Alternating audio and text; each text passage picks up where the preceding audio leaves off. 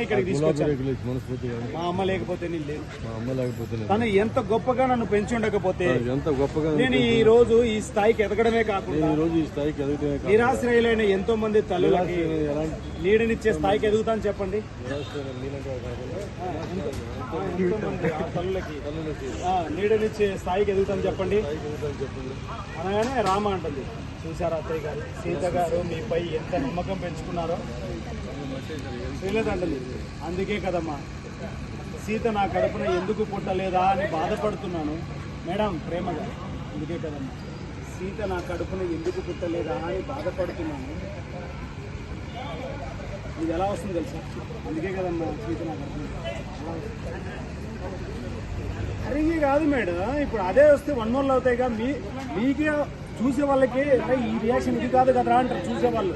నాకేం కాదు, నాకు నథింగ్ తెలుసా. నేను జస్ట్ చెప్తాను, మీరు చేస్తారు. బట్ నేను అదే అంటున్నా, నేను అందుకే చూడమని చెప్పేది, నేను ఎక్స్ప్రెషన్ కోసమే చూడమని చెప్పేది. ఓకే రెడీ, నేను చెప్పను ఇక మీ ఇష్టం మీరు. అందుకే కదమ్మా సీత నా కడుపున పుట్టలేదని బాధపడుతున్నాను. రామంటుంది ఆయన్ని బాధపడితే ఆయనతో మాత్రం ఏమి చేయకండి, అదే నేను కోరుకునేది. పిల్లతో మైండ్ వేస్ట్ మీ అంతే చూసేదాకా నేను ఇంట్లో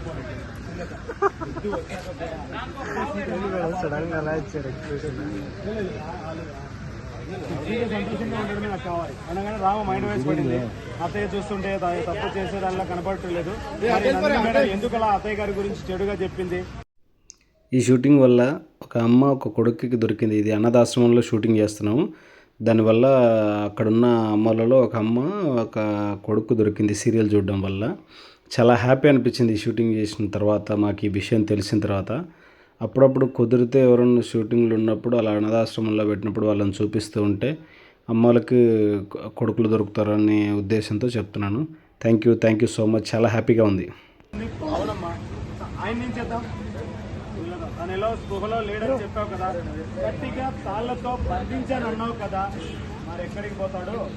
మనల్ని కాదని పోతే పైకి పోతాడు.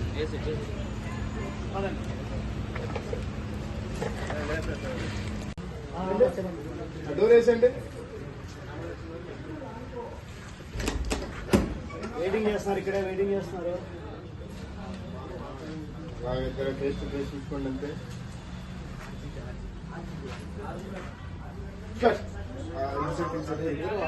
బయటకు వచ్చింది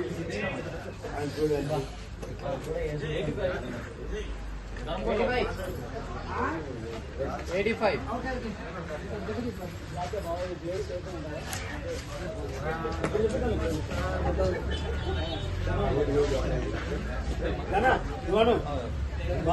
ప్లేస్ సేఫ్